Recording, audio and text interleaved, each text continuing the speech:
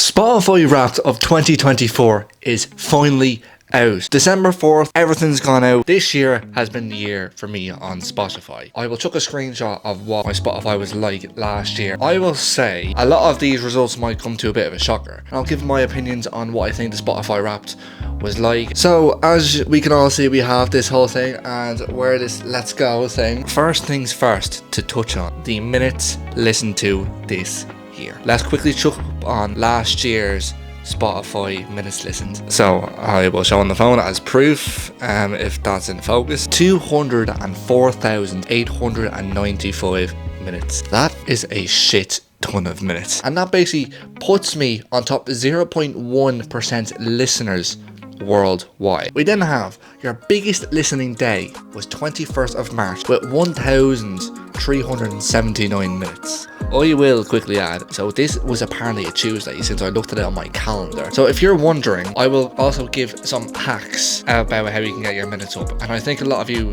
know what the hacks are. I have apparently played 6,289 songs this year. This year I did really want to try and switch up the type of music that I was listening to, and then the song that stuck to me just in my heart ever since day one was Matt Hansen's Something to Remember. A lot of my mates know of him because I've said it, and fun fact, I am actually going to his little concert event in Dublin in March next year, since I got a ticket for it. None of my mates wanted to go, and I'm assuming it's just because they don't really like his music, but sometimes you just need to enjoy the music and just see what it's like.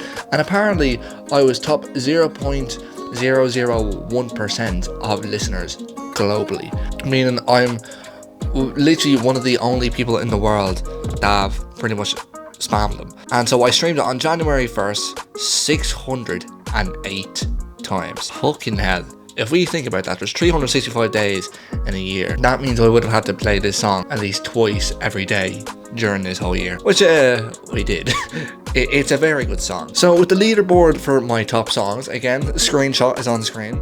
So as we can obviously see, 4 of the songs are Matt Hansen, since he doesn't have a lot of songs, but he's a great artist. And so Something to Remember was guaranteed as my top spot. Let Him Go was a very good song. Life Jacket and Gravity, 2 fucking brilliant songs. And then Blames on Me by Alexander Stewart. Alexander Stewart, I only discovered him this year, and you know, he's actually he's a very sick artist, to be honest. He has a lot more music out than I thought. To touch on some podcasts as well, I had 8,091 minutes listened worth of podcasts. A lot of it was mainly comedy, right? And then when we touch on who I listen to most, as you guys know, yeah, the fellas, the brilliant lads, then the What's Good podcast. To be honest, I don't get how well, I did listen to a lot of their stuff, and then Jack Mate's Happy Hour, Shits and Gigs, and Growing Pains. Shits and Gigs did really grow on me this year. If you're wondering how I got that 8,000 minutes, it was when I had a job and you were just spamming your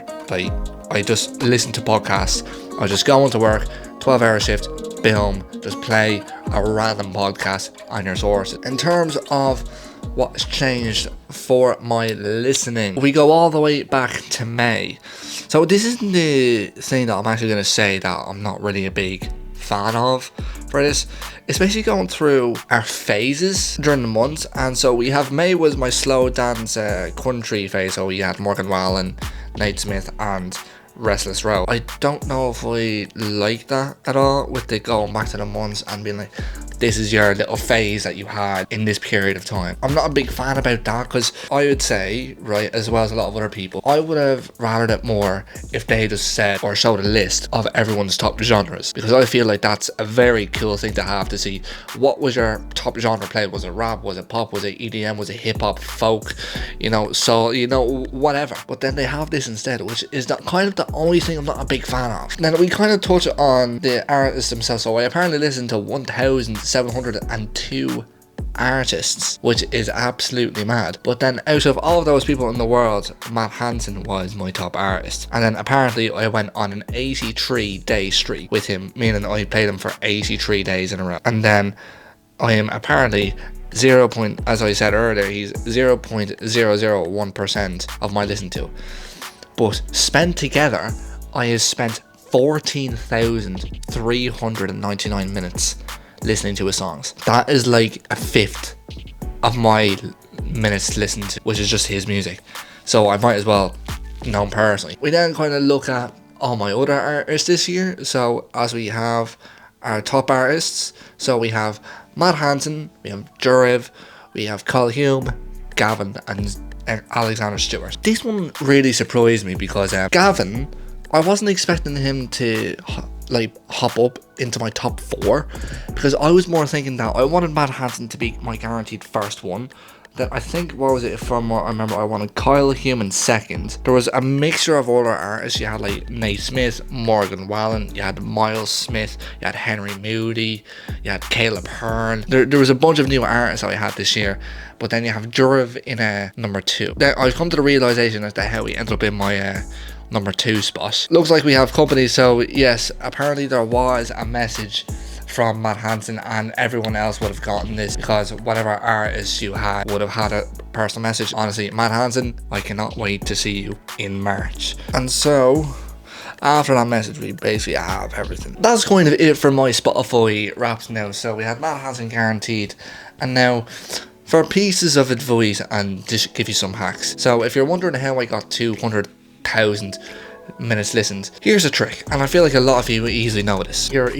Some people would think that you're basically just playing your Spotify all day every day, pretty much for the entire year. For me, that includes when you're asleep. Some of you probably would already know, or if you haven't tried it, I left my Spotify playing overnight, which guarantees you 9 to 10 hours. I'd say altogether, in terms of the nights that I've left my Spotify playing, I'd say I've gone at least 2 months altogether, 2 to 3 months altogether of leaving my Spotify playing overnight, which has guaranteed me the minutes listened. Then you obviously have the podcasts giving me that enough time. That's everything you have. So you just leave your Spotify playing during the day, like whatever you're doing during the day, just leave your Spotify playing in the background.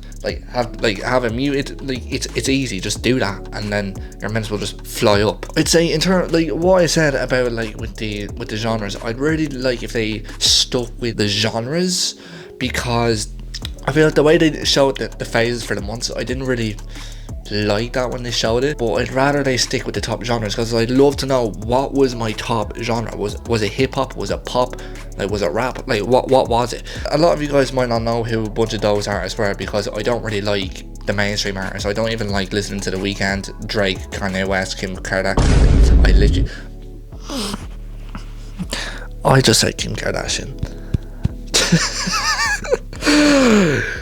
I meant to say Cardi B for a second. Yeah, look, there are a bunch of mainstream artists, you know, but I just don't like any mainstream artists. So I'd rather like the people who are up and coming, and people who are like pretty big but don't get as much recognition. I'd really like to see if they maybe showed like top artist was for each month, maybe our top genre for each month, or whatever. So kind of like when it shows what our actual results at the end of the Spotify Wrapped, to show our top artists, top songs, top listeners. I feel like they should have the same thing, but for genres with the months. So it shows January all the way down to December, what genre was our best, and maybe like what artist did we listen to the most during that month. There's a lot of people who have gotten the same artist as their number 1, or like in their top 5, and for me, I feel like I try to make it completely different each year, because I feel like it's much more unique to try and experiment with new stuff.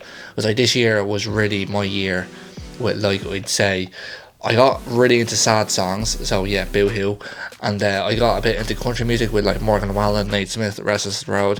Like, I just like a lot of country songs. Kind of sums up what I'd like Spotify to be doing for next year as well, which I kind of hope they do. Altogether, it was actually a decent Spotify Wrapped. I will leave you guys to it. Hope you guys enjoyed your Spotify stuff. I hope you guys got your artists that you wanted. I shall leave it there, and I will see you guys in the next video. Peace.